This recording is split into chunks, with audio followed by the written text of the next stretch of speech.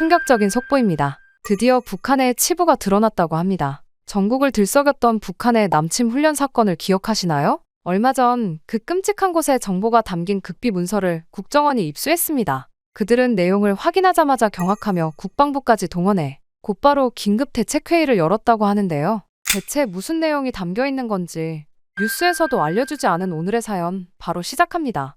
안녕하세요. 저는 탈북민 박민혁이라고 합니다. 한때 북한의 남침 모형 훈련장에서 복무를 했었죠. 오늘은 당시 제가 겪었던 끔찍한 경험에 대해 용기 내어 이야기를 해보려 합니다. 아직도 그날의 기억이 생생합니다. 부대에 입대를 하던 날이 말이죠. 어머니는 눈물을 흘리셨지만 저는 씩씩하게 웃으며 집을 떠났죠. 특수부대원이 되면 가족에게 보내는 배급이 늘어난다는 말에 망설일 이유가 없었거든요. 오히려 설레는 마음이 더 컸죠. 하지만 특수부대 훈련이 시작되자마자 저는 완전히 충격을 받고 말았습니다. 일반군 훈련과는 차원이 달랐어요. 영하 30도의 추위 속에서 몇 시간씩 눈 속에 묻혀있기도 했고 며칠 동안 물 한 모금 없이 산을 오르기도 했습니다. 심지어 동료들끼리 실제 전투처럼 싸우는 모의전도 있었죠. 부대 지휘관인 오상좌는 특히 냉혹했습니다. 오상좌의 눈빛만 봐도 몸이 떨릴 정도였죠. 조금이라도 실수하면 가차없이 구타했고 때로는 며칠씩 독방에 가두기도 했어요. 그런 와중에도 저는 단 한 번도 불평하지 않았습니다. 북한 정권에 충성하면 가족을 지킬 수 있다고 믿었으니까요. 물론 그때는 알지 못했습니다. 이건 겨우 시작에 불과하다는 사실을 말이죠. 어느 날 밤 우리 부대는 갑작스러운 집합을 받게 되었습니다. 중요한 훈련이 있다는 것만 전달받았죠. 트럭을 타고 산길을 따라 며칠을 이동한 끝에 도착한 곳은 거대한 울타리로 둘러싸인 비밀 기지였어요. 그 앞에서 오상좌는 우리를 집합시켰습니다. 그리고 놀라운 설명을 시작했죠. 여기는 남조선의 서울을 본뜬 모형 도시다. 너희들은 앞으로 여기서 남조선 침투 훈련을 실시할 것이다. 그 순간 저는 제 두 귀를 의심했어요. 남한 도시라니요? 우리는 항상 남한이 미제의 괴뢰 정권이라 배웠습니다. 거기 사람들은 굶주리고 착취당한다고요. 그런데 왜 그런 곳을 굳이 모방해 만든 거죠? 하지만 모형 도시를 처음 본 순간 제 머릿속에 있던 그 생각은 완전히 무너져 내렸습니다. 높은 빌딩들과 화려한 간판, 넓은 도로와 번쩍이는 자동차들. 물론 모형이긴 했지만 너무나 화려했어요. 이게 정말 남한의 모습이라면 우리가 배운 것과는 너무 달랐죠. 어렸을 때부터 분명 남한은 미국의 개나 다름이 없으며 여전히 가난한 사람들이 판을 치면서 미군들의 군화를 닦아주고 있다는 교육을 받으며 살아왔거든요. 게다가 가끔 학교에서나 당에서 보여주는 남한의 모습들은 제가 자라온 가난한 시골과 다를 바가 없었어요. 그곳이 가장 좋은 곳이라고 가르쳤죠. 그 모습을 보며 저는 항상 북한에서 태어나 다행이라는 생각을 하곤 했습니다. 같은 민족이라도 저희가 좀 더 상황이 나으니까요. 하지만 이건 평양보다도 좋아 보이는 모습이었어요. 저는 완전히 혼란에 빠지고 말았습니다. 민간인 제거 훈련을 시작한다. 그때 오상좌의 명령과 함께 우리는 가상의 남한 민간인 역할을 하는 사람들을 상대로 훈련을 시작했습니다. 그들은 실제 민간인이 아니라 군인들이었지만 민간인 옷을 입고 있었죠. 우리는 그들을 적으로 간주하고 제압하는 훈련을 했어요. 때로는 실제 칼을 사용하기도 했고 때로는 총을 쏘기도 했습니다. 그날 밤 저는 잠을 이루지 못했어요. 머릿속에는 계속해서 의문이 맴돌았습니다. 남한이 정말 우리가 배운 것처럼 비참한 곳이라면 왜 이렇게 화려한 도시의 모형을 만든 걸까요? 진실은 무엇일까? 처음으로 제 마음속에 작은 균열이 생기기 시작했어요. 훈련은 날이 갈수록 잔혹해졌습니다. 우리는 가상의 남한 민간인들을 공격하고 건물을 폭파하고 중요 시설을 장악하는 훈련을 반복했어요. 저는 명령에 따랐지만 마음속 깊은 곳에서는 무언가 잘못됐다는 느낌이 자라났습니다. 특히 충격적이었던 건 남한 도시의 모형이 너무 세밀했다는 점이었어요. 마치 누군가 직접 남한에 가서 본 것처럼 정확했습니다. 상점의 간판부터 도로의 표지판까지 모든 것이 실제처럼 느껴졌어요. 우리가 배운 가난하고 비참한 남한의 이미지와는 너무 달랐습니다. 어느 날 저녁 훈련을 마치고 숙소로 돌아오는 길에 저는 문득 하늘을 올려다봤어요. 별이 총총 빛나는 밤하늘 아래 가짜 남한 도시의 불빛이 반짝였습니다. 그 순간 제 가슴 속에서 뭔가가 무너져 내리는 것 같았어요. 지금까지 제가 믿어온 모든 것에 대한 의심이 피어나기 시작했습니다.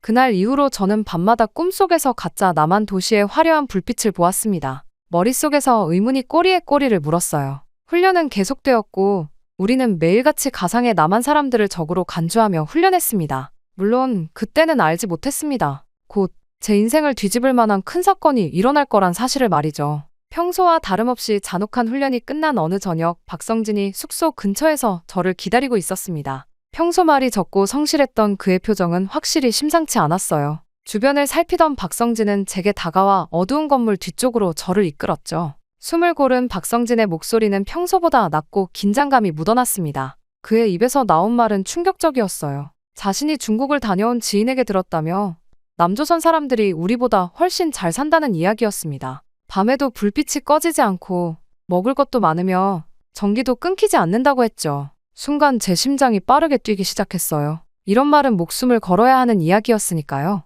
하지만 더 충격적인 것은 그가 주머니에서 꺼낸 것이었습니다. 건네받은 접힌 종이를 한 장 펼쳐보자마자 저는 기겁을 하고 말았어요. 바로 남한에서 날려보낸 전단지였죠. 전단지에는 서울의 밤 풍경이 담겨 있었습니다. 반짝이는 불빛들, 자동차들, 풍요로운 음식들의 사진. 순간 숨이 멎는 것 같았어요. 이곳에 만들어 놓은 훈련장보다도 훨씬 더 좋아 보였거든요. 하지만 저는 혼란과 공포에 사로잡혀 그 전단지를 당장 없애버리라고 했습니다. 발각되면 우리 둘 다 처형될 수도 있었으니까요. 반면 박성진의 반응은 의외로 평온했습니다. 위험하다는 것을 인정하면서도 언젠가는 진실을 알아야 한다는 단호한 표정이었어요. 그때 갑자기 누군가 걸어오는 발소리가 들렸습니다. 우리는 서로 놀란 눈빛을 교환했고 박성진은 재빨리 전단지를 주머니에 넣었어요. 아무 일도 없었던 것처럼 각자의 자리로 돌아갔지만 제 머릿속에는 이미 의문이 가득했습니다. 그날 밤 저는 또다시 잠을 이루지 못했어요. 박성진이 보여준 전단지의 이미지가 눈앞에 아른거렸습니다. 그게 진짜일까? 우리가 배운 모든 것이 거짓이라면? 머릿속이 복잡했어요. 그리고 결국 사건이 터지고 말았죠. 며칠이 지난 어느 날 오상좌가 갑자기 박성진에게 야간 단독 침투 훈련을 명령했습니다. 우리 모두 이상하게 느꼈어요. 그런 위험한 임무는 보통 숙련된 팀원 여럿이 함께 수행하는 것이었으니까요. 더군다나 박성진은 평소 그런 임무를 맡지 않았습니다. 한 동료가 조심스럽게 의문을 제기했지만 오상좌는 상부의 특별명령이라며 더 이상의 질문을 봉쇄했어요. 그 말에 모두 입을 다물었죠. 박성진은 침착하게 장비를 챙겼지만 제게 잠깐 눈길을 주었습니다. 그 눈빛에는 두려움이 담겨 있었어요. 그날 밤 박성진은 혼자 산으로 향했고 돌아오지 않았습니다. 다음 날 새벽 수색대가 그의 시신을 발견했어요. 가팔은 절벽 아래 있었죠. 부대는 서둘러 훈련 태만으로 인한 추락사로 사건을 마무리했습니다. 하지만 저는 알았어요. 이건 사고가 아니었습니다. 박성진의 죽음과 그가 남한에 대해 말했던 것 사이에는 분명 연관이 있었죠. 머릿속을 공포가 채웠습니다. 의심이 싹 트면 죽음이 기다린다는 메시지였어요. 박성진의 죽음 이후 부대 내 분위기는 한층 무거워졌습니다. 아무도 그의 죽음에 대해 말하지 않았지만 모두의 눈빛에서 공포를 읽을 수 있었어요. 저는 이 모든 것이 우연이 아니라는 확신이 들었습니다. 며칠이 지난 후 저는 우연히 충격적인 대화를 엿듣게 되었어요. 늦은 밤 훈련장 뒤편을 지나가던 중 오상좌와 몇몇 고위 간부들의 목소리가 들려왔죠. 그들의 대화는 분명했습니다. 박성진은 남조선 이야기를 떠들다가 본보기로 죽은 거다. 불순분자가 있으면 예외 없이 처리해야 한다. 그 순간 온몸에 소름이 돋았어요. 박성진의 죽음이 단순한 사고가 아니라 처형이었다는 사실이 확인된 것입니다. 그들은 계속해서 다른 부대원들도 감시하라는 지시를 내렸죠. 저는 더 들을 용기가 나지 않아 조용히 자리를 떠났습니다. 다음 날 지휘부는 박성진의 소지품을 정리하라는 명령을 내렸어요. 그 임무는 저에게 맡겨졌죠. 침대 및 작은 공간에서 물건들을 정리하던 중 이상한 것을 발견했습니다. 얇은 노트북 속에 접혀진 문서 한 장이었어요. 주변을 살핀 후 조심스럽게 펼쳐보았습니다. 그것은 극비 문서였어요. 내용을 읽어내려가면서 저는 점점 더 충격에 빠졌죠. 문서에는 평안도와 자강도 등에도 비슷한 남한 도시 모형 훈련장이 존재하며 실제 남침 계획이 진행 중이라는 사실이 기록되어 있었습니다. 더 끔찍한 것은 훈련이 끝나면 관련된 모든 인원을 처리할 계획이라는 내용이었어요. 증거를 남기지 않기 위해서였습니다. 저희는 모두 일회용 도구에 불과했던 거죠. 그 순간 극도의 분노와 공포가 밀려왔습니다. 지금까지 충성을 바쳐온 체제가 저를 배신한 것이었어요. 문서를 다시 접어 안전한 곳에 숨기고 그날 밤 내내 생각했습니다. 이곳에서 계속 살아가는 것은 죽음을 기다리는 것과 같았어요. 결국 저는 탈북을 결심하게 되었습니다. 하지만 혼자서는 불가능했어요. 국경을 넘기 위해서는 도움이 필요했죠.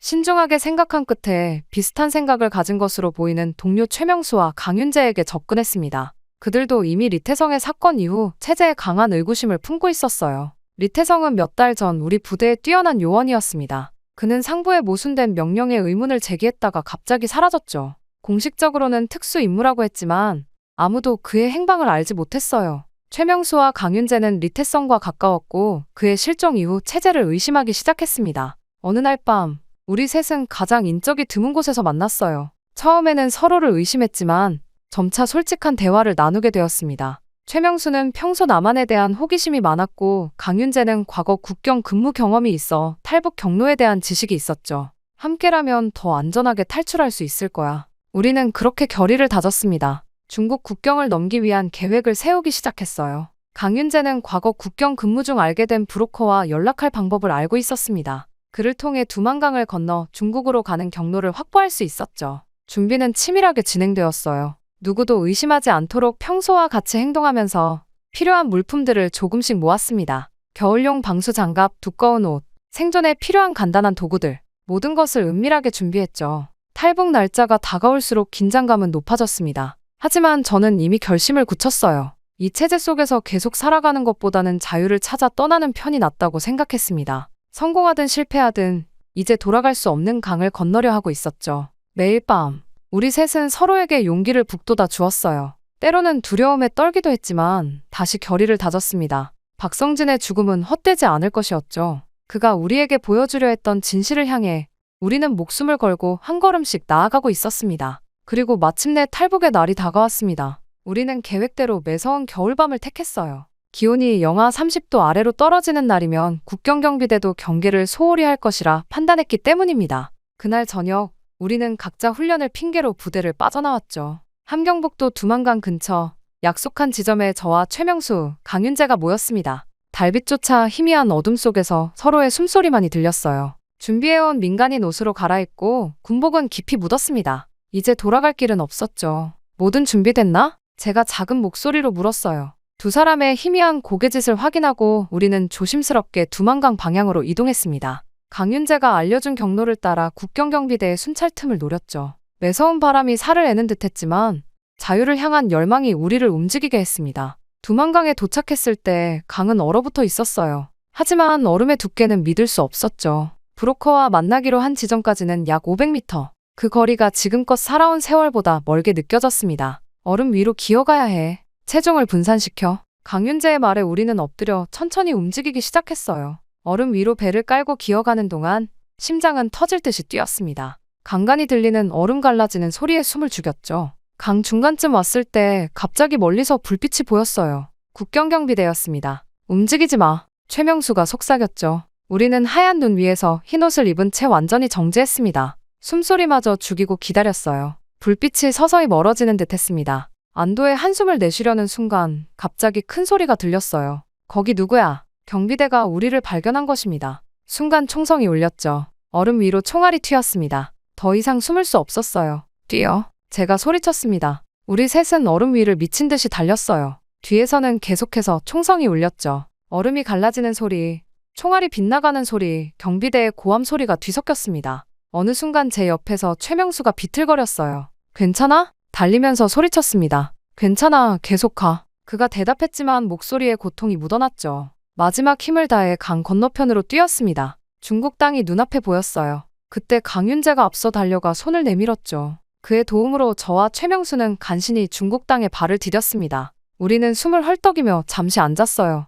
최명수의 팔에 총알이 스쳐 피가 흐르고 있었습니다. 급히 제 셔츠를 찢어 상처를 감쌌죠. 그제서야 실감이 났습니다. 우리는 정말 북한을 탈출한 것입니다. 하지만 안심할 수는 없었어요. 이제 중국 공안을 피해야 했습니다. 북한 이탈 주민을 발견하면 강제 송환하는 중국 정부의 정책을 알고 있었죠. 약속대로 브로커를 만나 그가 알려준 은신처로 향했습니다. 그곳은 중국 국경 마을의 허름한 창고였어요. 며칠간 우리는 그곳에 숨어 지내며 다음 행선지를 기다렸습니다. 밖에는 수시로 공안이 순찰을 돌았죠. 창고 구석에 웅크리고 앉아 소리 하나에도 놀라며 지냈어요. 여기서 중국, 라오스 국경까지 가려면 얼마나 걸릴까? 최명수가 물었습니다. 브로커 말로는 약 2주 정도.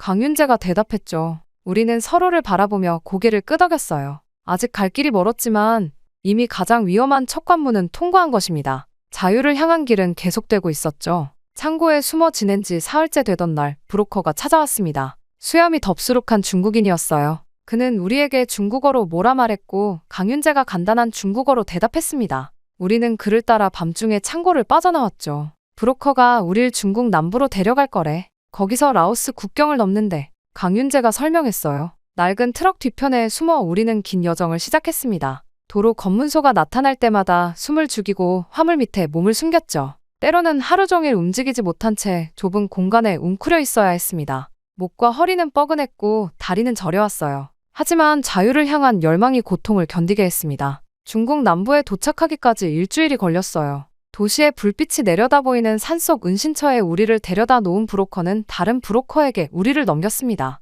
이 과정에서 강윤재가 미리 준비해온 금반지와 달러를 건넸죠. 이제 라오스 국경까지는 이틀거리야. 국경을 넘으면 라오스 주재 한국 대사관으로 가면 돼. 새 브로커가 말했습니다. 그 말을 들으며 처음으로 희망이 생겼어요. 하지만 현실은 녹록지 않았습니다. 익숙하지 않은 환경과 언어의 장벽은 우리를 더욱 불안하게 만들었죠. 중국어도 라오스어도 모르는 우리는 완전히 브로커에게 의존할 수밖에 없었습니다. 국경 도시에 도착한 날 밤, 우리는 숲속길을 따라 국경을 향해 걸었어요. 발밑에 진흙이 푹푹 빠졌고 얼굴은 나뭇가지에 긁혔죠. 최명수의 팔상처는 아직 완전히 아물지 않아 그가 간간히 얼굴을 찌푸렸습니다. 괜찮아? 제가 물었어요. 문제없어. 이 정도쯤이야. 그가 웃으려 했지만 표정에서 고통이 느껴졌습니다. 몇 시간을 걸은 후 브로커가 손을 들어 멈추라는 신호를 보냈어요. 앞에 강이 보였습니다. 그게 바로 중국과 라오스의 경계였죠. 브로커는 미리 준비해둔 작은 보트를 꺼냈습니다. 조용히 건너야 해. 국경 순찰대가 있을 거야. 그가 말했어요. 작은 보트에 몸을 실은 우리는 조용히 노를 저어 건너편으로 향했습니다.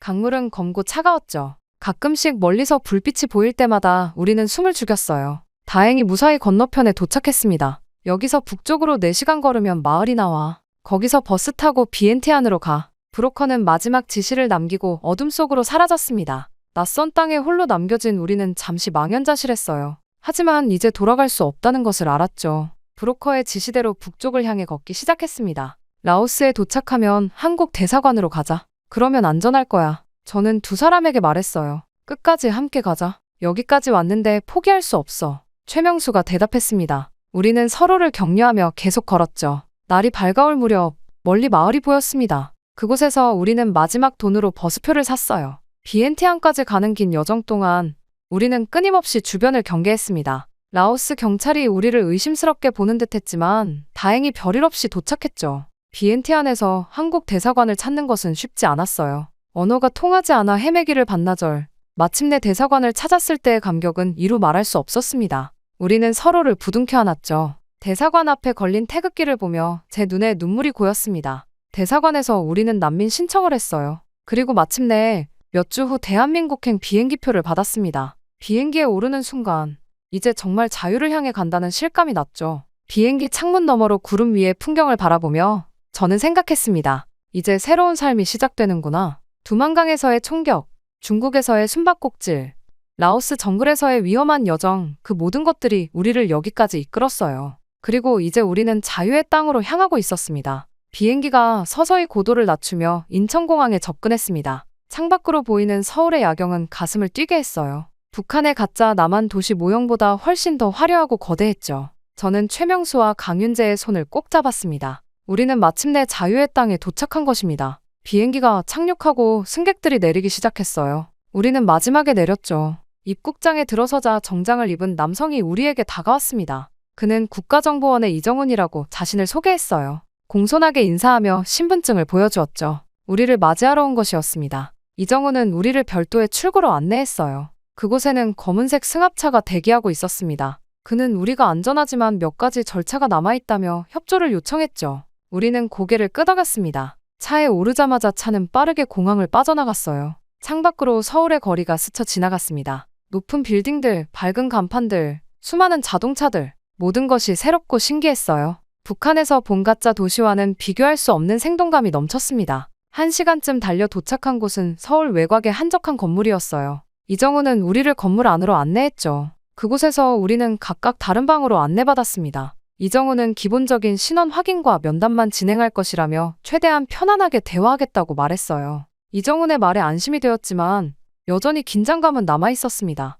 저는 작은 면담실에 앉았고 이정훈과 다른 2명의 조사관이 들어왔어요. 그들은 녹음기를 켜고 질문을 시작했죠. 북한에서의 신분과 경력에 대해 물었습니다. 저는 깊은 숨을 들이마시고 모든 것을 털어놓기 시작했어요. 함경북도에서 태어난 이야기, 군에 입대한 이유, 특수부대에서의 경험, 가짜 남한 도시 훈련장에서 있었던 일들, 그리고 가장 중요한 발견, 북한이 실제로 남침을 계획하고 있다는 극비 문서의 내용까지 모두 말했습니다. 제가 본 문서에는 평안도와 자강도에도 비슷한 훈련장이 있고 실제 침투 계획이 진행 중이라는 내용이 있었다고 설명했어요. 목소리가 떨리면서 훈련에 참여한 모든 요원들을 처리할 계획도 있었다고 말했습니다. 조사관들은 집중해서 들었고 세세한 내용들을 추가로 질문했어요. 훈련장의 정확한 위치, 부대원의 수, 훈련의 종류, 지휘 체계 등 저는 기억나는 모든 것을 솔직하게 대답했습니다. 면담은 밤새도록 계속되었어요. 지칠 대로 지쳤지만 이 정보가 남한의 안보에 중요하다는 사실을 알았기에 끝까지 협조했죠.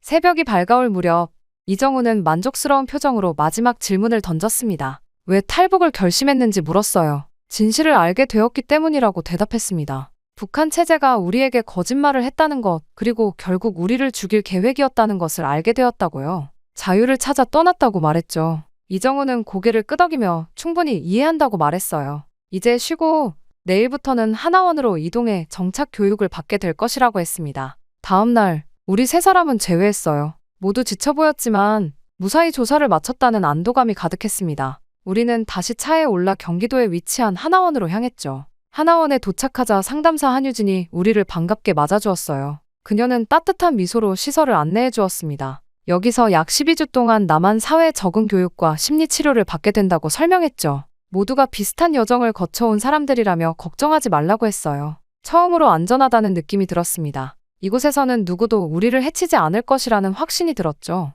그날 밤 깨끗한 침대에 누워 천장을 바라보며 생각했어요. 이제 정말 자유를 찾았구나. 하나원에서의 12주 교육이 끝나고 저와 최명수, 강윤재는 서울 외곽의 작은 아파트에 정착했습니다. 정부 지원으로 새 삶을 시작하게 된 것이죠. 첫날 밤 서울의 거리를 걸으며 우리는 말을 잃었어요. 북한에서는 상상할 수 없었던 광경이 펼쳐졌습니다. 밤 10시가 넘었는데도 도시는 불빛으로 가득했죠. 수많은 사람들이 여전히 거리를 활보하고 가게들은 문을 열고 있었어요. 북한에서는 전기가 들어오는 시간이 제한적이었기에 이렇게 환한 밤거리는 충격적이었습니다. 24시간 편의점에 들어가 진열대에 가득한 음식들을 보고 또 한 번 놀랐죠. 북한에서는 상상도 할 수 없는 풍요로움이었어요. 스마트폰도 놀라운 그 자체였습니다. 인터넷으로 원하는 정보를 즉시 찾을 수 있다는 것, 세계 어디와도 연결될 수 있다는 것이 믿기지 않았어요. 집에 돌아와 TV를 켰을 때 더 큰 충격을 받았습니다. 뉴스에서 기자들이 대통령의 정책을 신랄하게 비판하고 있었죠. 북한에서는 상상도 할 수 없는 광경이었어요. 최고 지도자를 조금이라도 비판하면 처형될 수 있는 곳에서 왔기에 이 장면은 저에게 큰 의미로 다가왔습니다. 그 순간 눈물이 왈칵 쏟아졌어요. 이것이 진정한 자유구나 싶었습니다. 북한에서 평생 억압되어 살아온 저에게 이 사실이 얼마나 소중한지 말로 표현할 수 없었죠. 대형마트의 식품 코너, 정확하게 운행되는 지하철, 자유롭게 어울리는 한강공원의 사람들, 모든 것이 새롭고 신기했어요. 북한에서는 항상 누군가 감시하는 듯한 느낌에 자유롭게 말하거나 행동할 수 없었지만 여기서는 그런 두려움이 없었습니다. 밤하늘의 별을 보며 생각했어요. 같은 하늘 아래 살면서도 이렇게 다른 세상이 존재한다니. 북한에 남아있는 가족들도 이런 자유를 느낄 수 있기를 바랐습니다. 이제 정말 새 삶이 시작되는 거죠? 최명수가 물었어요. 그래요. 이제 진짜 사람답게 살 수 있게 됐어요. 제가 대답했습니다. 우리는 서로를 바라보며 환하게 웃었어요. 두려움도 있었지만 자유 속에서 진정한 삶을 살 수 있다는 기쁨이 그 모든 것을 이겨냈습니다.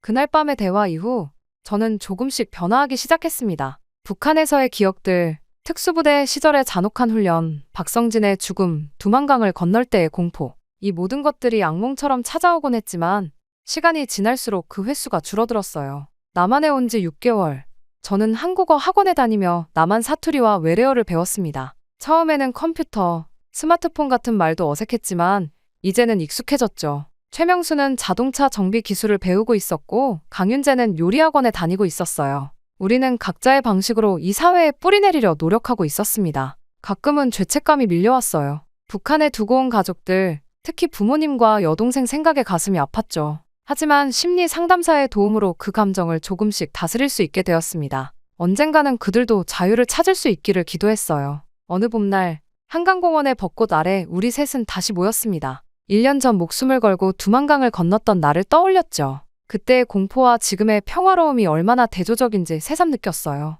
미녀가 넌 꿈이 뭐야? 강윤재가 물었습니다. 잠시 생각에 잠겼어요. 북한에 있을 때는 꿈을 꿀 여유조차 없었습니다. 생존이 전부였죠. 하지만 지금은 달랐어요. 난 선생님이 되고 싶어. 탈북 청소년들을 가르치는 제 대답에 두 사람은 고개를 끄덕였습니다. 밤하늘의 별을 바라보며 감사함이 밀려왔어요. 이제 저는 두려움 없이 말할 수 있고 배우고 싶은 것을 배울 수 있으며 가고 싶은 곳을 갈 수 있습니다. 무엇보다 제 의지대로 삶을 선택할 수 있었죠. 이것이 바로 자유였습니다. 돌이켜보면 모든 과정이 기적 같았어요. 북한의 가짜 남한 도시에서 느꼈던 의문, 박성진의 희생, 위험천만했던 탈북 과정, 그리고 이제 이곳에서의 새 삶. 모든 순간이 저를 여기로 이끌었습니다. 벚꽃잎이 바람에 흩날리는 가운데 저는 마음속으로 다짐했어요. 이제 진짜 사람답게 살아보자. 자유의 소중함을 알고 그 가치를 누리며 언젠가는 북한에 남아있는 사람들에게도 희망이 될 수 있도록. 자, 이제 가볼까? 제가 말했습니다. 우리 셋은 일어나 함께 걸었어요. 뒤돌아보지 않고 오직 앞만 보며 걸었습니다. 새로운 삶을 향한 우리의 발걸음은 이제 막 시작되었지만 그 어느 때보다 힘차고 희망찼습니다. 북한 내부에서 충격적인 일이 일어났습니다. 최근 외무성 고위 간부가 보위부에 끌려갔다는 소식이 전해졌는데요. 문제는 그가 단순한 관리직이 아니었다는 겁니다. 놀라운 건 북한의 외교를 책임지던 그가 끌려가기 직전 남긴 말이었는데요. 그 말로 인해 북한 고위층에서는 긴급 회의까지 들어갔을 정도라고 합니다. 대체 무슨 일이 있었던 건지 뉴스에서도 다루지 않은 오늘의 충격적인 이야기 지금부터 전해드립니다. 안녕하세요. 저는 탈북민 정승민입니다. 한때 북한 외무성 고위 간부로 복무한 적이 있었죠. 하지만 누구보다 호화로운 삶을 살았던 제 인생은 한순간에 나락으로 떨어졌습니다. 아직도 그날의 기억이 선명합니다. 평양 외무성 청사에서 중국 대사관 관계자와의 회의를 마치고 나오는 순간이었죠. 뒤에서 누군가 저를 부르는 소리가 들렸습니다. 정동무, 외무성 회의실로 오시오. 그때까지만 해도 별일 아니라 생각했어요. 하지만 회의실 문을 열자마자 저는 얼어붙었습니다. 보위부 요원들이 저를 기다리고 있었으니까요. 정동무, 자네는 지금부터 리주명 반역 사건에 연루된 혐의로 조사 대상이다. 갑작스러운 상황에 말문이 막혔습니다. 리주명은 제가 알던 고위 간부였어요. 최근 쿠데타를 모의했다는 혐의로 처형되었다는 소문이 돌았죠. 저와는 업무상 만남이 있었을 뿐인데 이게 무슨 일인가 싶었습니다. 하지만 변명할 틈도 없이 그들은 제 팔을 뒤로 꺾었습니다. 차가운 수갑이 손목을 조였어요. 순간 머릿속이 하얘졌습니다. 그렇게 끌려가 창문 없는 취조실에서 며칠이 지났는지 알 수 없었어요. 날이 바뀔 때마다 다른 신문관이 들어와 끊임없이 질문을 퍼부었습니다. 리주명과 언제 만났나? 무슨 대화를 나눴나?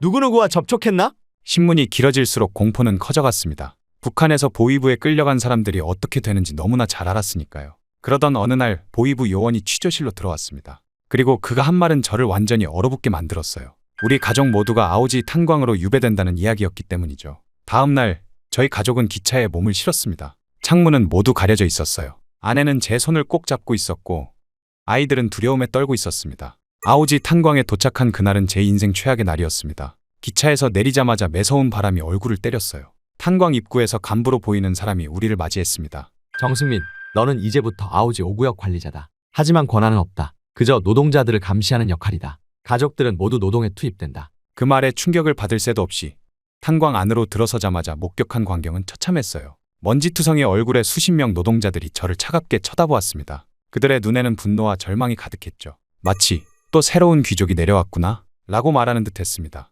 하지만 단지 시작에 불과했죠. 불과 몇 미터 앞에서 끔찍한 장면이 벌어졌어요. 감시관이 한 노동자를 몽둥이로 때리고 있었습니다. 왜 배급을 받으러 나오지 않았어? 일하기 싫으면 그냥 죽어. 가슴이 무너지는 순간이었죠. 저기 구석에서 7살 정도로 보이는 어린아이가 석탄을 캐며 울고 있었어요. 너무 어린 나이에 이런 중노동을. 아이의 손은 이미 시커멓게 변해 있었습니다. 우리 가족에게 배정된 거처는 생각보다 더 최악이었어요. 거미줄이 가득한 한 칸짜리 방, 바닥은 얼어붙어 있었죠. 창문은 깨진 채로 헝겊으로 대충 막혀 있어 찬 바람이 계속 들어왔습니다. 아내 지혜는 말없이 바닥을 정리했어요. 그녀의 눈에 눈물이 고였지만 꾹 참는 모습이 더 가슴 아팠습니다. 아빠, 우리 언제 집에 돌아가요? 다현이가 물었을 때 대답할 수 없었어요. 집은 이제 없었으니까요. 평양의 그 따뜻하고 편안했던 집은 영원히 돌아갈 수 없는 곳이 되었습니다. 다음 날부터 현실은 더욱 가혹해졌어요. 아들 우진은 14살임에도 성인 노동자들과 똑같이 강제 노동에 투입되었습니다. 첫날 작업을 마치고 돌아온 우진의 모습은 제 가슴을 찢었죠. 온몸이 석탄가루로 뒤덮여 있었고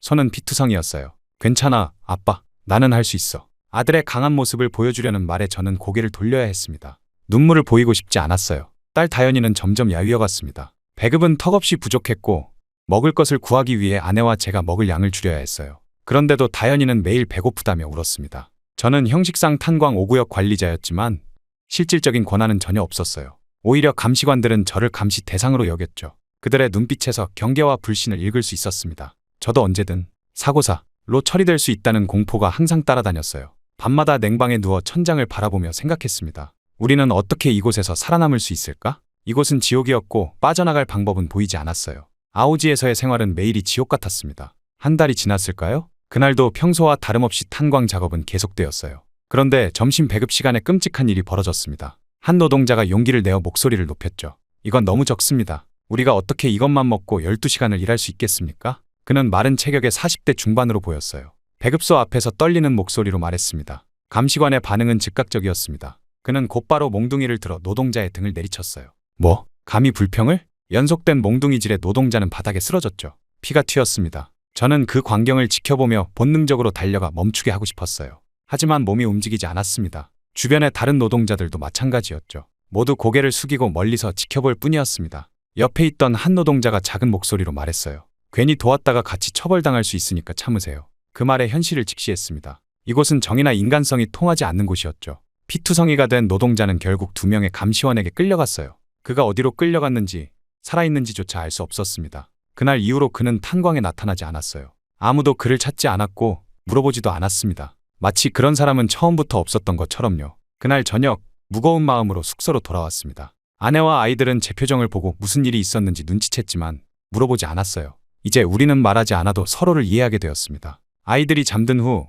아내 지혜와 작은 목소리로 대화를 나눴죠. 오늘 한 노동자가 사라졌어. 제가 말했어요. 지혜는 놀라지 않았습니다. 나도 들었어요. 여자들 사이에서도 소문이 돌았죠. 그때 문득 밖에서 나는 발소리에 귀를 기울였습니다. 평소와 다른 기척이었어요. 조심스럽게 창문 틈으로 밖을 내다봤죠. 우리 숙소 앞을 경비가 서성이고 있었습니다. 그동안 이런 적은 없었어요. 비교적 자유롭게 탄광 내를 돌아다닐 수 있었지만 갑자기 감시가 강화된 듯 했습니다. 혹시 나도 감시 대상이 된 것인가? 불안감이 엄습했어요. 평소보다 더 조심해야 한다는 신호였습니다. 아내의 얼굴에도 걱정이 깃들었죠. 무슨 일이에요? 지혜가 물었습니다. 아무것도 아니야. 그냥 경비가 서 있을 뿐이야. 아내를 더 불안하게 하고 싶지 않았어요. 다음 날 아침, 저는 평소보다 더 긴장한 상태로 업무를 시작했습니다. 탄광 내 깊숙한 구역을 점검하라는 지시를 받았어요. 평소에는 가지 않던 곳이었죠. 관리자들만 접근할 수 있는 구역이었습니다. 습한 공기와 석탄 먼지가 가득한 좁은 통로를 따라 걸었어요. 점점 더 깊숙이 들어갈수록 불안감은 커져갔습니다. 갑자기 비정상적인 냄새가 느껴졌죠.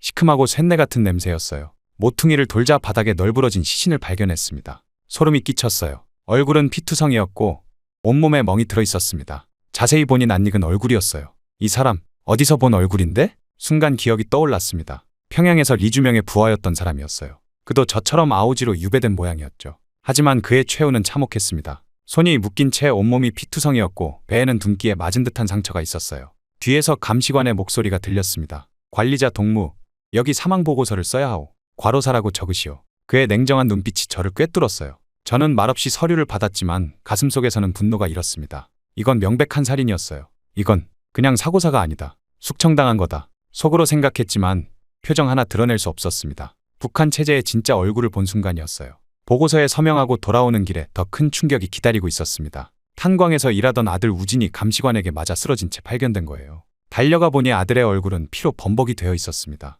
감시관은 거만한 표정으로 말했어요. 내 놈이 평양에서 금수저였다 이거지? 여긴 그런 거 필요 없다. 발로 차며 비웃었죠. 분노로 주먹을 움켜쥐었지만 참을 수밖에 없었습니다. 저항하면 아들이 더 위험해질 테니까요. 우진을 숙소로 데려와 보니 상황은 더 심각했어요. 딸 다현이가 고열에 시달리고 있었습니다. 얼굴은 창백했고 온몸은 뜨거웠어요. 아내는 눈물을 흘리며 말했죠. 약이 없어요. 어디서 구할 수가 없어요. 저는 관리자를 찾아가 약을 요청했지만 돌아온 건 차가운 대답뿐이었습니다. 약은 생산 인력에게만 지급됩니다. 어린아이는 우선순위가 아닙니다. 그날 밤 가족 모두가 한 방에 모여 있을 때였어요. 우진은 맞은 자리가 퍼렇게 멍들었고 다현이는 열에 시달리며 잠을 이루지 못했습니다. 아내 지혜의 눈에는 절망이 가득했죠. 이 모든 것을 지켜보며 마음속에 결심이 굳어졌어요. 이대로는 안 된다. 가족 모두 죽게 될 거야. 탈북을 결심한 순간이었습니다. 위험하고 거의 불가능한 일이었지만 이대로 있다가는 시간 문제일 뿐이었어요. 아내와 눈이 마주쳤습니다. 말하지 않아도 서로의 생각을 읽을 수 있었어요. 아내도 같은 생각이었죠. 저는 작은 목소리로 말했습니다. 이제 기다릴 시간이 없다. 가족을 데리고 탈출해야 한다. 탈출을 결심한 그날 밤부터 저는 철저한 계획을 세우기 시작했습니다. 숙청된 고위 간부의 시신을 발견한 충격과 아들이 감시관에게 맞고 딸이 열병으로 시달리는 모습을 더는 볼 수 없었어요. 저의 운명도 언제 그처럼 될지 모르는 상황이었죠. 살아서 나가야 한다. 아내 지혜에게 속삭였습니다. 그녀는 두려움에 떨면서도 단호하게 고개를 끄덕였어요. 당신만 믿을게요. 탄광의 경비 체계를 철저히 분석하기 시작했습니다. 관리자로서 저는 교대 근무표를 볼 수 있었어요. 매일 밤 3시부터 4시 사이에 경비가 가장 허술해진다는 사실을 알아냈죠. 그 시간에 순찰이 교대하면서 약 15분간 사각지대가 생겼습니다. 아오지 탄광 주변의 지형도 살폈어요. 북쪽으로 5km 떨어진 곳에 두만강이 흐르고 있었습니다. 그곳을 건너면 중국 땅이었죠. 하지만 그 5km의 길이 가장 위험했습니다. 발각되면 직결 처분될 수도 있었어요. 제가 담당하는 구역에서 일하던 노동자 중 한 명이 제게 도움을 주었습니다. 함경도 출신인 그는 주변 지리를 잘 알고 있었어요. 어느 날 아무도 없을 때 그가 조심스럽게 다가와 말했죠. 관리자 동무, 저쪽 개울길을 따라가면 강까지 갈 수 있습니다. 감시초소가 2곳뿐이니 조심하시면 됩니다. 그의 정보는 탈출 계획에 큰 도움이 되었어요. 하지만 위험은 여전했습니다. 먹을 것과 따뜻한 옷을 조금씩 모으기 시작했죠. 다른 사람들에게 의심받지 않도록 조금씩 천천히 준비했습니다. 그러던 어느 날 이상한 낌새를 느꼈어요. 한 감시관이 저를 유독 주시하고 있었습니다. 그는 저의 일거수일투족을 살폈고 가끔은 제 숙소 주변을 서성였어요. 저 자식이 뭔가 눈치챈 모양이다. 두려움이 엄습했습니다. 계획이 들통났을까요? 그러나 잡히지 않은 것을 보면 아직 확신하지 못하는 듯했어요. 하지만 상황은 악화되고 있었습니다. 갑자기 감시망이 강화되었고 군인들이 우리 가족을 더욱 감시하기 시작했죠. 아내에게 속삭였습니다. 내일 밤이다. 준비해. 지혜의 얼굴이 창백해졌지만 곧 결심한 표정으로 바뀌었어요. 아이들에게는 말할 수 없었습니다. 너무 어렵고 혹시라도 실수로 말할까 두려웠어요. 그날 하루가 세월처럼 느껴졌습니다. 모든 순간이 위험으로 가득했어요. 감시관의 시선, 다른 노동자들의 수군거림, 모든 것이 저를 불안하게 만들었죠. 마치 모두가 우리의 계획을 알고 있는 것 같았습니다. 그러나 이제 돌이킬 수 없었어요. 어차피 이대로 남아있다면 천천히 죽어갈 것이 뻔했습니다. 저는 마음을 다잡았어요. 시간이 없다. 지금이 아니면 영원히 못 나간다. 불안한 마음으로 해가 지기를 기다렸습니다. 탈출하기로 한밤이 다가오고 있었어요. 가족의 생존이 오직 제 어깨에 달려 있었습니다. 간절한 마음으로 기도했죠. 부디 우리 가족을 살려주십시오. 탈출의 밤이 왔습니다. 아이들이 잠든 척하게 한 후 조용히 준비했어요. 모은 음식과 필수품을 작은 보따리에 꾸렸죠. 밤 2시 숙소를 빠져나왔습니다. 아내는 다현이를 업고 저는 우진의 손을 잡았어요. 달빛조차 없는 칠흑 같은 어둠이 우리를 숨겨주었습니다. 숨죽이며 탄광 경계를 빠져나왔어요. 노동자가 알려준 개울길을 따라 조심스럽게 이동했습니다. 발소리 하나, 말 한마디도 내지 않았죠. 우진이 발을 헛디뎌 돌이 굴러갔을 때는 심장이 멎는 줄 알았어요. 5시간의 필사적인 이동 끝에 두만강에 도착했습니다. 눈앞에 펼쳐진 강물은 생각보다 거셌어요. 물살이 너무 세지만 어쩔 수 없다. 아내에게 속삭였습니다. 그녀는 두려움에 떨면서도 결연한 눈빛이었죠. 하나씩 건너자. 내가 먼저 건너서 줄을 묶어 놓을게. 얇은 밧줄을 허리에 묶고 차가운 강물에 발을 디뎠습니다. 물살은 예상보다 훨씬 강했어요. 몸이 떠내려갈 것 같았죠. 필사적으로 헤엄쳐 건너편에 도착했습니다. 밧줄을 나무에 단단히 묶고 가족들에게 신호를 보냈어요. 아내가 다현이를 등에 업고 밧줄을 붙잡은 채 건너기 시작했습니다. 그때였어요. 거기 누구야? 뒤에서 날카로운 외침이 들렸습니다. 감시병들이 우리를 발견한 거예요. 손전등 불빛이 어둠을 가르며 우리를 향했습니다. 곧이어 총성이 울렸어요. 빨리! 외쳤습니다. 아내와 다현이가 필사적으로 강을 건너왔어요. 우진이도 물에 뛰어들었습니다. 총알이 물살을 가르며 튀었어요. 우진이 물에 잠기자 제 심장이 멎는 듯했습니다. 망설임 없이 다시 물에 뛰어들어 아들을 끌어안고 건너왔어요. 마침내 4사람 모두 중국 땅을 밟았습니다. 그러나 안심할 수 없었어요. 젖은 몸으로 극한의 추위에 떨기 시작했습니다. 빨리 이동해야 했죠. 저기 불빛이 보여요. 지혜가 가리킨 곳으로 향했습니다. 노동자가 알려준 작은 마을이었어요. 그곳에서 사전에 연락해둔 중국 브로커를 만났습니다. 그는 조선족이었고 우리 같은 탈북자들을 돕고 있었어요. 위험합니다. 중국에서 오래 머물면 공안에 잡힙니다. 최대한 빨리 이동해야 합니다. 브로커는 라오스를 통해 태국으로 가는 탈북 루트를 가지고 있다고 했어요. 그 길이 가장 안전하다고 했습니다. 이틀 후 우리는 트럭 찜칸에 숨어 이동하기 시작했어요. 좁고 어두운 공간에서 내 식구가 몸을 움츠리고 있었습니다. 아이들은 무서워했지만 소리내어 울지도 못했죠. 도중에 검문소가 나타났을 때는 숨조차 쉬지 못했어요. 트럭이 멈추고 공안이 다가오는 소리가 들렸습니다. 서류를 확인하는 목소리, 트럭 주변을 돌아다니는 발소리. 다현이가 기침을 참느라 몸을 떨었어요. 아내는 딸의 입을 조심스레 막았습니다. 다행히 브로커가 뇌물을 주고 무사히 통과했어요. 그 후로도 여러 검문소를 지났습니다. 매번 발각될까 두려웠죠. 중국 남부까지 이동하는 데만 3주가 걸렸어요. 그 시간 동안 우리는 숨어 지내며 한시도 마음을 놓을 수 없었습니다. 이제 라오스 국경까지 얼마 안 남았습니다. 브로커의 말에 희망이 보였어요. 그러나 가장 어려운 여정은 이제부터였습니다. 중국 남부에 도착한 후 브로커는 우리에게 마지막 지시를 내렸습니다. 여기서부터는 제가 더 도울 수 없습니다. 라오스 국경까지 직접 이동하셔야 합니다. 그는 지도와 약간의 식량을 건네주었어요. 이제 마지막 고비입니다. 국경을 넘으면 라오스에선 덜 위험합니다. 밤을 틈타 우리는 울창한 밀림 속으로 들어갔습니다. 숨막히는 습기와 끊임없는 벌레 소리가 공포심을 키웠어요. 한 발짝 한 발짝이 생존을 위한 투쟁이었습니다. 준비한 식량은 턱없이 부족했고 굶주림과 탈진이 우리를 괴롭혔죠.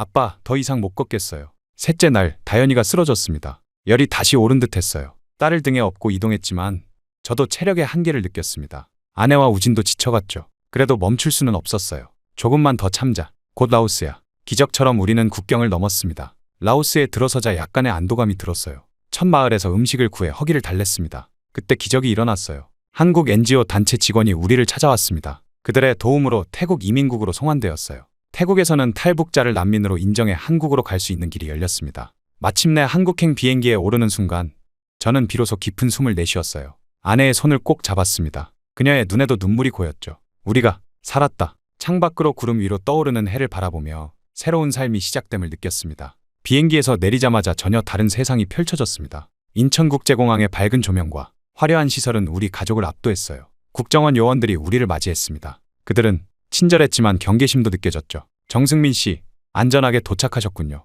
이제 조사 과정을 거쳐야 합니다. 저희 가족은 별도의 시설로 이동되었어요. 깨끗한 방, 따뜻한 물, 충분한 식사. 북한과는 완전히 달랐습니다. 첫날부터 조사가 시작됐어요. 당신은 북한 외무성 출신이군요. 왜 탈북했습니까? 조사관이 물었습니다. 모든 것을 털어놓았어요. 아오지 탄광에서 본 참상, 고위 간부의 숙청 현장, 굶주리는 아이들, 인권 유린의 실상까지. 제 말을 들으며 조사관들조차 충격에 빠졌습니다. 이런 일들이 실제로 일어나고 있었군요. 조사가 끝나고 우리는 하나원으로 이동했어요.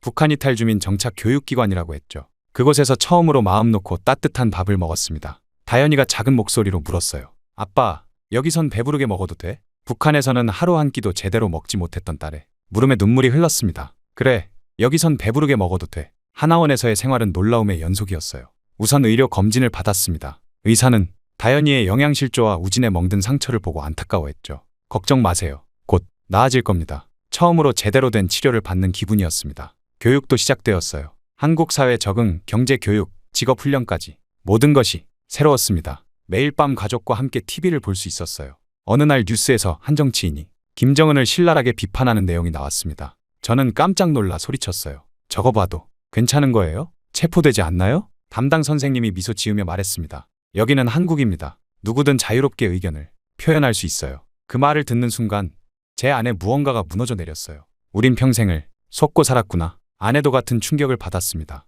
여기 사람들은 정말 자유롭게 사는 거네요. 우리가 북한에서 듣던 남조선 괴뢰의 이야기는 모두 거짓이었어요. 진짜 괴뢰는 우리를 속이던 북한 정권이었습니다. 우진이는 학교 교육에 열중했습니다. 처음에는 따돌림이 걱정됐지만 의외로 잘 적응했어요. 아빠, 여기 선생님들은 때리지 않아요. 질문에도 혼내지 않고요. 아들의 말에 또다시 가슴이 아팠습니다. 북한에서는 질문조차 위험한 행동이었으니까요. 하나원에서의 석 달은 새로운 삶을 위한 준비 기간이었습니다. 가족 모두 한국 사회에 적응하기 위해 노력했어요. 그리고 마침내 독립의 날이 왔습니다. 서울 외곽의 작은 아파트가 우리에게 배정되었어요. 새 집으로 들어서는 순간 아내가 울음을 터뜨렸습니다. 우리 정말 살게 됐네요. 그녀의 손을 꼭 잡았어요. 그래, 이제 진짜 삶이 시작되는 거야. 그렇게 새 아파트에서의 생활이 시작됐습니다. 처음으로 가족과 함께 동네 마트에 갔을 때의 경험은 잊을 수 없어요. 진열대마다 넘쳐나는 식품들, 다양한 과일과 채소, 그리고 무엇보다 사람들이 질서 있게 줄 서서 쇼핑하는 모습이 신기했습니다. 여기선 그냥 가서 돈 내면 음식이 나오는 거야? 아내가 놀라서 물었어요. 북한에서는 배급표 없이는 아무것도 살 수 없었고 그마저도 부족했으니까요. 우진이는 과자 코너 앞에서 눈을 떼지 못했습니다. 다현이는 처음 보는 아이스크림에 환호성을 질렀죠. 어느 날 거리를 걷다가 도로를 잘못 건너려던 찰나 경찰이 다가왔습니다. 순간 몸이 굳었어요. 북한에서 공안을 마주치면 언제나 두려움이 앞섰으니까요. 그런데 경찰은 친절하게 말했습니다. 조심하세요. 위험해요. 저기 신호등 있는 곳으로 건너세요. 그 순간 북한과 한국의 차이를 뼈저리게 느꼈습니다. 북한에서 경찰은 감시하고 처벌하는 존재였는데 여기선 시민을 돕는 존재였어요. 감사합니다. 라고 말하는데 목이 메었습니다. 우리 가족의 새 삶은 순조롭게 흘러갔어요. 우진이는 학교에 적응하며 컴퓨터에 푹 빠졌습니다. 처음에는 한국 아이들과 어울리기 힘들어했지만 곧 친구들을 사귀었죠. 아빠, 나 과학 대회에서 상 받았어요. 아들의 자랑스러운 목소리에 가슴이 벅차올랐습니다. 다현이도 병원 치료를 받으며 건강을 회복했어요. 영양실조로 왜소했던 체격도 점점 좋아졌습니다. 방과 후에는 피아노를 배우겠다고 조르는 모습에 웃음이 나왔어요. 이제 다시는 굶지 않아도 돼. 딸의 머리를 쓰다듬으며 약속했습니다. 아내 지혜는 한국 생활에 가장 빨리 적응했어요. 식품점에서 아르바이트를 시작했고 이웃들과도 잘 지냈습니다. 여기 사람들이 우리를 이상하게 보지 않아요. 그냥 받아들여 주네요. 아내의 말에 안도했습니다. 저는 탈북민 지원센터에서 일자리를 얻었어요. 북한에서의 경험을 살려 새로운 탈북민들을 돕는 일이었습니다. 처음으로 제 경험이 누군가에게 도움이 된다는 사실의 보람을 느꼈어요. 저의 목표는 분명합니다. 저는 북한 외무성 간부였습니다. 하지만 체제의 실상을 알고 나니 더는 속고 살 수 없었어요. 북한 주민들은 지금도 굶주림과 공포 속에 살고 있습니다. 저는 그들의 목소리가 되고 싶습니다. 우리 가족이 한국에 온 지 3년.